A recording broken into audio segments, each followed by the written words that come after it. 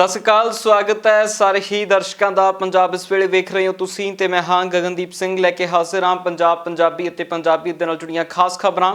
ਸਭ ਤੋਂ ਪਹਿਲਾਂ ਸਿੱਧਾ ਰੁਖ ਕਿਸਾਨੀ ਅੰਦੋਲਨ ਦੇ ਵੱਲ ਕਰਾਂਗੇ। ਕਿਸਾਨ ਜਥੇਬੰਦੀਆਂ ਦੇ ਸੰਘਰਸ਼ ਦੇ ਦਰਮਿਆਨ ਵੱਡੀ ਖਬਰ ਆਈ ਹੈ ਕਿ ਦੀਪ ਸਿੱਧੂ ਨੂੰ ਦਿੱਲੀ ਪੁਲਿਸ ਦੇ ਸਪੈਸ਼ਲ ਸੈੱਲ ਦੇ ਵੱਲੋਂ ਹਿਰਾਸਤ ਦੇ ਵਿੱਚ ਲੈ ਲਿਆ ਗਿਆ।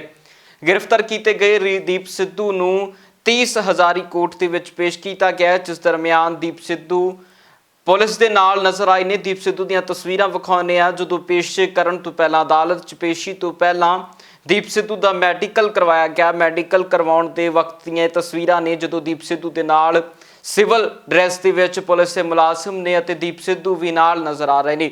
ਦੀਪ ਸਿੱਧੂ ਦੱਸਦੀ ਕਿ 26 ਜਨਵਰੀ ਦੀ ਘਟਨਾ ਤੋਂ ਬਾਅਦ 15 ਦਿਨ ਹੋ ਗਏ ਸੀ ਜਦੋਂ ਤੋਂ ਦੀਪ ਸਿੱਧੂ ਪੁਲਿਸ ਦੇ ਹੱਥਾਂ ਤੋਂ ਦੂਰ ਸੀ ਤੇ ਲਗਾਤਾਰ ਪੁਲਿਸ ਦੀਪ ਸਿੱਧੂ ਨੂੰ ਲੱਭਣ ਦੀਆਂ ਕੋਸ਼ਿਸ਼ਾਂ ਦੇ ਵਿੱਚ ਸੀ ਤੇ ਦੀਪ ਸਿੱਧੂ ਦੇ ਵੱਲੋਂ ਲਗਾਤਾਰ ਸੋਸ਼ਲ ਮੀਡੀਆ ਦੇ ਜ਼ਰੀਏ ਵੀਡੀਓ ਪਾ ਕੇ ਆਪਣਾ ਪੱਖ ਮਜ਼ਬੂਤ ਕੀਤਾ ਜਾ ਰਿਹਾ ਸੀ ਅਤੇ ਲਗਾਤਾਰ ਦੀਪ ਸਿੱਧੂ ਨੂੰ ਲੱਭਣ ਦੇ ਲਈ ਵੀ ਪੁਲਿਸ ਦੀ ਛਾਪੇਮਾਰੀ ਤੇਜ਼ ਸੀ। ਇਸੇ ਦਰਮਿਆਨ ਦੀਪ ਸਿੱਧੂ ਨੂੰ ਹਿਰਾਸਤ ਦੇ ਵਿੱਚ ਲਿਆ ਗਿਆ। ਦੱਸਦੀ ਕਿ ਦੀਪ ਸਿੱਧੂ ਕਿੱਥੋਂ ਫੜਿਆ ਗਿਆ ਇਸ ਨੂੰ ਲੈ ਕੇ ਅਧਿਕਾਰਿਕ ਤੌਰ ਦੇ ਉੱਤੇ ਪੁਸ਼ਟੀ ਨਹੀਂ ਕੀਤੀ ਗਈ, ਪਰ ਸੂਤਰਾਂ ਦੇ ਹਵਾਲੇ ਨਾਲ ਖਬਰ ਹੈ ਕਿ ਦੀਪ ਸਿੱਧੂ ਨੂੰ ਕਰਨਾਲ ਦੇ ਵਿੱਚੋਂ ਹਿਰਾਸਤ ਦੇ ਵਿੱਚ ਲਿਆ ਗਿਆ ਹੈ, ਗ੍ਰਿਫਤਾਰ ਕੀਤਾ ਗਿਆ ਹੈ। ਦੱਸਦੀ ਹੈ ਕਿ ਦੀਪ ਸਿੱਧੂ ਦੇ ਉੱਤੇ ਦਿੱਲੀ ਪੁਲਿਸ ਦੇ ਵੱਲੋਂ 1 ਲੱਖ ਰੁਪਏ ਦਾ ਇਨਾਮ ਵੀ ਰੱਖਿਆ ਗਿਆ ਸੀ। ਸੋ ਦੀਪ ਸਿੱਧੂ ਲਗਾਤਾਰ ਪੁਲਿਸ ਦੇ ਹੱਥਾਂ ਤੋਂ ਦੂਰ ਸੀ ਤੇ ਹੁਣ ਜਦੋਂ ਦੀਪ ਸਿੱਧੂ ਪੁਲਿਸ ਦੇ ਹੱਥ ਲੱਗਿਆ ਤਾਂ ਪੁਲਿਸ ਦੇ ਵੱਲੋਂ ਦਾਅਵਾ ਕੀਤਾ ਜਾ ਰਿਹਾ ਹੈ कि दीप सिद्धू तो कोई बड़े खुलासे हो सकते हैं। ये लाल किले में संगठित हुआ जो हिंसा था उसमें ये एक मुख्य आरोपी है। इसके ऊपर 1 लाख रुपया का रिवार्ड भी घोषणा किया गया था। इसको दिल्ली पुलिस की स्पेशल सेल की टीम ने गिरफ्तार कर लिया है। ये सब अभी तफ्तीश का विषय है। ये पूछताछ के बाद और तफ्तीश के दौरान ये सब पता किया जाएगा। गिरफ्तारी कहां से हुआ है? ऑपरेशनल डिटेल अभी साझा नहीं कर पा रहे हैं। उधर किसान आगू बलवीर सिंह राजेवाल के वल्लों भी पत्रकारों के नाल गलबात की गई है ते खास तौर ते उत्ते उन्होंने कई वड्डे अते अहम गल्लां दे उत्ते चर्चा की है। ਜਿਹੜਾ ਦੇਸ਼ ਦਾ ਢਿੱਡ ਭਰਦਾ ਹੈ ਉਹਦਾ ਕੋਈ ਪੋਲਿਟਿਕਸ ਨਾਲ ਕੋਈ ਸੰਬੰਧ ਨਹੀਂ, ਉਹਦੀ ਕੁਰਸੀ ਖੋਣ ਨਾਲ ਕੋਈ ਸੰਬੰਧ ਨਹੀਂ ਤੇ ਉਹਨੂੰ ਇੰਨਾ ਮੰਦਾ ਬੋਲਣਾ ਇਹ ਫਿਰ ਹਜ਼ਮ ਨਹੀਂ ਹੁੰਦਾ ਕਿਸਾਨਾਂ ਨੂੰ। 1-2 ਦਿਨਾਂ 'ਚ ਬਾਹਰ ਆਊ, ਹਲ ਤਾਂ ਕੱਲ੍ਹ ਟੁੱਟਿਆ ਉਹ ਤਾਂ ਸ਼ੁਰੂ ਹੋਊ, ਹੁਣ ਬਾਹਰ ਕੀ ਆਉਂਦਾ ਲੱਗ ਜੂ ਪਤਾ। ਅਸੀਂ ਬਕਾਇਦਾ ਇੱਕ ਵਕੀਲਾਂ ਦੀ ਕਮੇਟੀ ਬਣਾਈ ਹੈ। 2 ਵਕੀਲ ਹਰ ਵੇਲੇ ਉੱਥੇ ਸਟੇਜ ਦੇ ਪਿੱਛੇ ਬੈਠੇ ਰਹਿੰਦੇ ਨੇ ਵੀ ਜੇ ਕੋਈ ਇੱਥੇ ਆ ਗਿਆ ਉਹਨੂੰ ਸਾਰਾ ਗਾਈਡ ਕਰਨਾ। ਔਰ ਗੁਰਦੁਆਰਾ ਰਕਾਬਗੰਜ ਸਾਹਿਬ ਇੱਕ ਦਫ਼ਤਰ ਬਣਾਇਆ ਹੋਇਆ, ਇੱਕ ਵੱਡੀ ਟੀਮ ਹੈ ਵਕੀਲਾਂ ਦੀ। ਅਸੀਂ ਸਾਰਿਆਂ ਨੂੰ ਪੇਰੈਂਟਸ ਨੂੰ ਕਿਹਾ ਜਾਂ ਉਹਨਾਂ ਦੇ ਪਰਿਵਾਰਾਂ ਨੂੰ ਕਿਹਾ ਵੀ ਵਕਾਲਤਨਾਮਾ ਲਿਆ ਦਿਓ, ਬਾਕੀ ਕੰਮ ਅਸੀਂ ਕਰਾਂਗੇ। 6 ਨੌਜਵਾਨਾਂ ਦੀ ਜ਼ਮਾਨਤ ਹੋ ਵੀ ਚੁੱਕੀ ਹੈ, ਬਾਕੀ ਜੋ ਆਈ ਜਾਂਦੇ ਨੇ ਉਹ ਕੇਸ ਲਾਈ ਜਾਂਦੇ ਨੇ। ਸੁਸਾਇਟੀ 'ਚ ਰੋਜ਼ ਇਹੋ ਜਿਹੇ ਕੇਸਿਸ ਬਹੁਤ ਹੁੰਦੇ ਨੇ ਜਦੋਂ ਬੇਲਗਾਮੀ ਸਰਕਾਰ ਰਾਜ ਕਰਦੀ ਹੋਵੇ, ਫਿਰ ਇਹੋ ਜਿਹੇ ਘਟਨਾਕ੍ਰਮ ਹੁੰਦੇ ਨੇ ਤੇ ਸਾਡਾ ਸਾਰਾ ਧਿਆਨ ਆਪਣੇ ਅੰਦੋਲਨ ਤੇ ਕੇਂਦਰਿਤ ਹੈ। ਕੋਈ ਬਾਕੀ ਸਮਾਜ ਦੀਆਂ ਸਾਰੀਆਂ ਜਥੇਬੰਦੀਆਂ ਦਾ ਵੀ ਰੋਲ ਬਣਦਾ ਕੁਝ ਉਹਦੇ ਤੇ ਕੁਝ ਕਰਨ, ਪਰ ਫਿਰ ਵੀ ਜੋ ਸਾਡੇ ਕੋਲੋਂ ਹੋ ਪਾਏਗਾ ਅਸੀਂ ਕਰਾਂਗੇ। ਮੈਂ ਡਿਨਾਈ ਨਹੀਂ ਕਰਦਾ, ਪਰ ਸਾਡੀ ਮੁਸ਼ਕਿਲ ਇਹ ਆ ਵੀ ਅਸੀਂ ਇੱਕ ਵੱਡੇ ਅੰਦੋਲਨ 'ਚ ਫਸੇ ਹੋਏ ਹਾਂ ਤੇ ਸਾਰਾ ਧਿਆਨ ਸਾਡਾ ਉਹਦੇ ਤੇ ਕੇਂਦਰਿਤ ਕੀਤਾ ਹੋਇਆ। ਇਹ ਅਸਲ 'ਚ ਅੰਦੋਲਨ ਜਨ ਅੰਦੋਲਨ ਬਣ ਗਿਆ। ਲੋਕਾਂ ਦੀਆਂ ਬਹੁਤ ਸਾਰੀਆਂ ਆਸਾਂ ਨੇ ਇਸ ਅੰਦੋਲਨ ਤੋਂ, ਸਿਰਫ ਇਹ ਮੰਗਾਂ ਤੱਕ ਸੀਮਤ ਨਹੀਂ ਰਹੇ।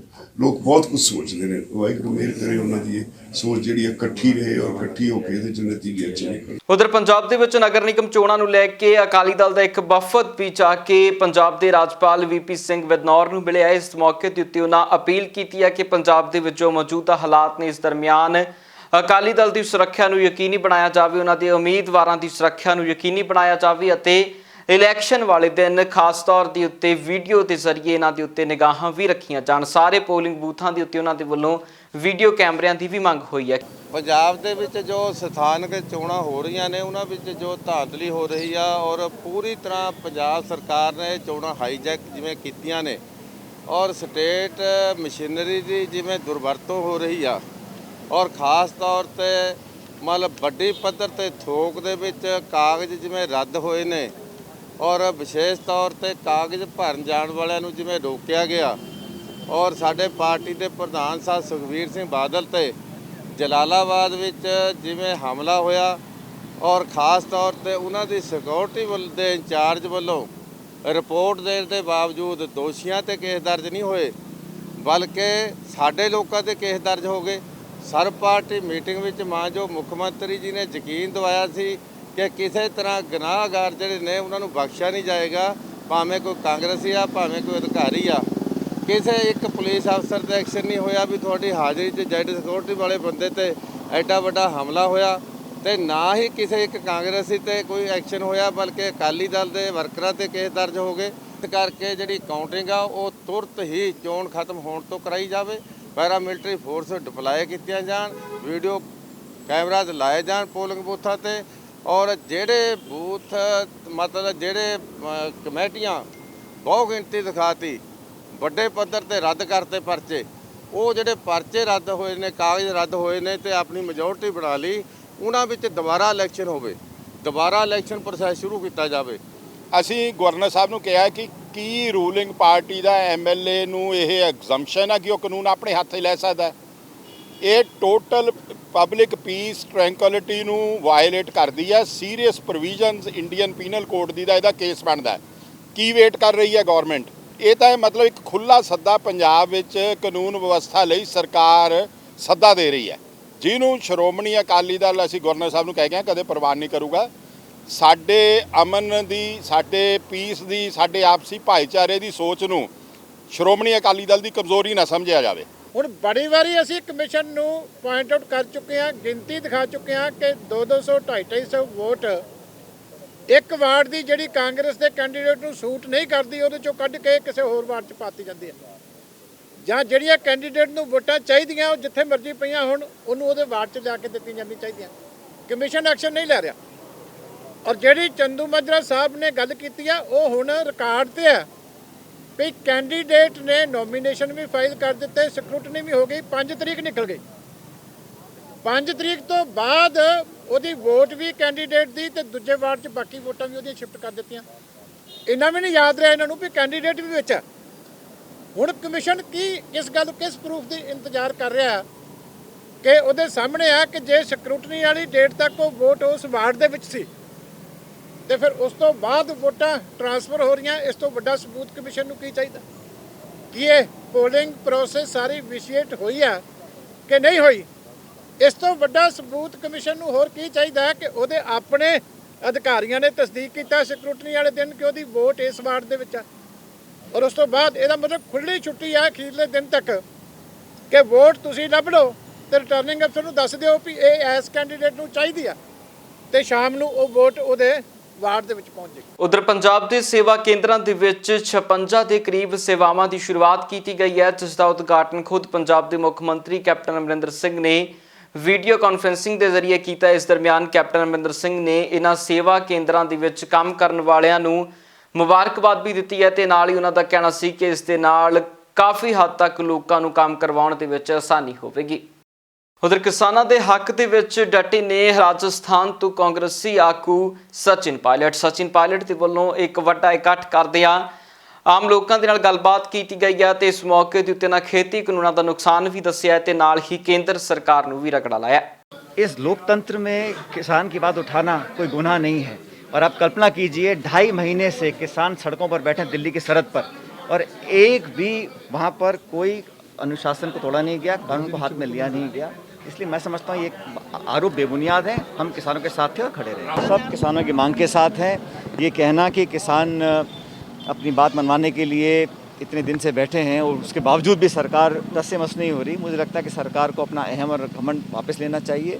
ये तीनों जो कृषि बिल बने हैं ये कानून और किसान के हित में नहीं है, इसलिए पूरे देश का समूचा किसान वर्ग चाहता है कि वापस लिए जाएं और सिर्फ किसानों तक सीमित नहीं है, पूरा देश का एक नागरिक इन किसानों की मांग के साथ है।